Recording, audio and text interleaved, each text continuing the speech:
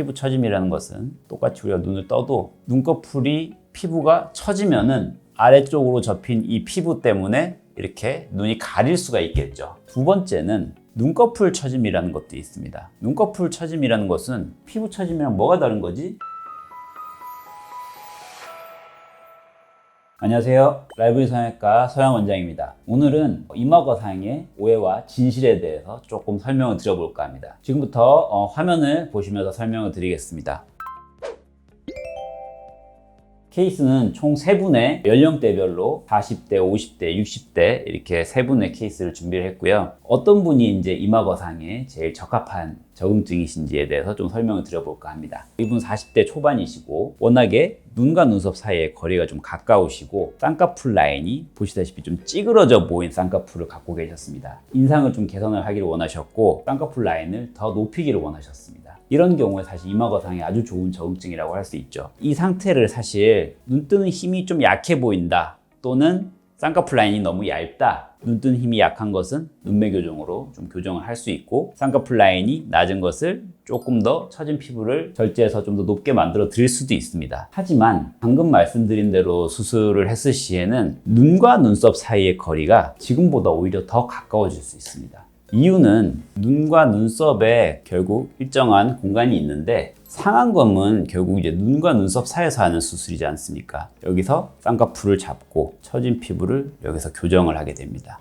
눈썹파 거상도 마찬가지죠. 말씀드린 것처럼 이 눈과 눈썹 사이에서 하는 수술은 매우 공통적인 이제 수술 후 결과가 예상되는 부분이 있는데 이 눈과 눈썹 사이의 거리가 지금보다는 더 가까워질 수밖에 없습니다. 이거를 이제 좀 이해하기 좀 어려워하시는 분들이 있는데 쉽게 예를 들어서 이 눈과 눈썹 사이의 거리가 3cm입니다. 근데 잘라내는 처진 피부가 1cm예요. 빼면은 2cm 거리가 더 가까워질 수밖에 없죠. 이 눈과 눈썹 사이의 거리가 사실 상당히 중요하거든요. 이 거리가 물론 너무 멀어도 사실은 조금 멍청해 보이는 느낌이 있을 수 있어요. 근데 너무 가까우면 인상이 강해 보일 수밖에 없습니다. 중년분들 중에 그런 분들이 흔한데 상안검 수술하고 나서 굉장히 또렷해 보이고 더 커져 보이는 느낌은 있는데 하고 나서 인상이 강해 보인다. 그런 것이 우리가 의학적으로 설명을 안 해서 그렇지 이 눈과 눈썹 사이의 거리와 아주 밀접한 관련이 있습니다. 그래서 결론적으로 이분은 본인은 쌍꺼풀 수술을 더 하고 싶어 하셨지만 이 눈과 눈썹 거리를 자연스럽게 벌려주면서 쌍꺼풀도 더 높일 수 있는 내시경 이마거상으로 이렇게 거리도 더 늘려주고 자연스럽게 쌍꺼풀 라인을 더 올려줄 수 있었습니다.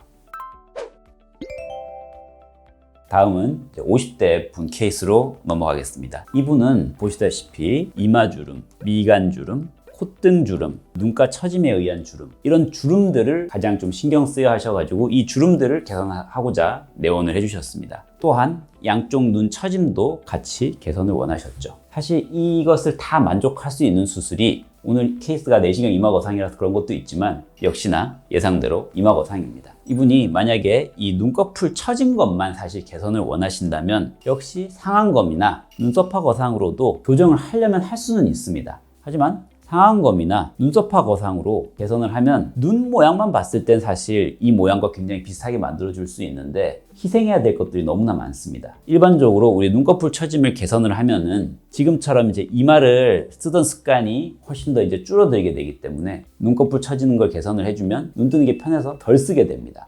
그래서 더 가까워지게 되겠죠. 그러면 자연스럽게 이마주름은 더 좋아지는 것은 사실인데요. 눈썹이 이제 내려옴으로써 위쪽이 펴지는 만큼 눈썹 아래쪽은 더 피부가 겹쳐지면서 눈가나 콧등과 같은 주름들은 오히려 더 심해질 수 있습니다. 결국은 눈과 눈썹 사이에서 하는 수술은 이분에게 적절한 수술법이 될 수 없다는 얘기입니다. 가장 위쪽에서 당겨주어야지 콧등, 눈가, 미간, 이마 이런 주름들을 다 펴줄 수가 있겠죠. 눈썹 아래쪽에서 올려서는 한계가 굉장히 클 수밖에 없습니다. 그래서 역시나 이분도 내시경 이마거상을 해주었고요. 다만 눈꺼풀 처짐이 워낙 좀 심하셨기 때문에 이마거상을 하면서 아주 낮은 속쌍꺼풀도 만들어 드렸습니다. 비절개 방식으로 수술을 했고요. 눈 쪽에서는 피부를 자르는 수술은 시행하지 않았습니다. 보시다시피 콧등, 눈가, 미간, 이마주름이 굉장히 많이 개선이 되고 이마의 볼륨감도 살짝 개선된 것을 볼 수 있습니다.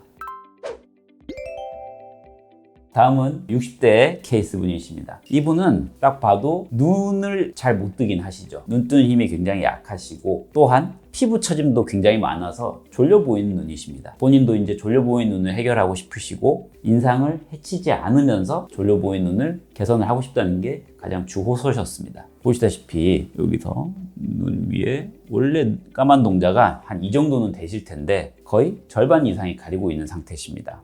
좀 전에 보여드렸던 분 같은 케이스에서도 이제 전형적으로 보이듯이 우리가 처짐이라는 것도 크게 한 두 가지 정도가 있습니다. 누구나 다 아시는 피부 처짐이 있겠고요. 피부 처짐이라는 것은 똑같이 우리가 눈을 떠도 눈꺼풀이 피부가 처지면은 아래쪽으로 접힌 이 피부 때문에 이렇게 눈이 가릴 수가 있겠죠. 두 번째는 눈꺼풀 처짐이라는 것도 있습니다. 눈꺼풀 처짐이라는 것은 피부 처짐이랑 뭐가 다른 거지? 라고 생각을 하실 수가 있겠지만 똑같이 떠도 이렇게 눈을 번쩍 잘 뜨는 사람이 있고요. 눈꺼풀이 처져서 애초에 눈 자체를 잘 못 뜨는 분들이 이렇게 있으실 수 있습니다. 눈 크기가 많이 다를 수 있겠죠. 결국에는 이 눈꺼풀 처짐은 다른 말로 하면은 눈 뜨는 힘입니다. 이 눈 뜨는 힘을 교정을 해주는 게 눈매 교정, 안검하수 교정이죠. 애초에 잘 못 뜨는 눈을 똑같이 떠도 더 번쩍 뜰 수 있게 만들어주는 수술이고요. 피부 처진 거는 일반적으로 우리가 상안검, 쌍꺼풀 같은 걸로 피부를 한번 접어주거나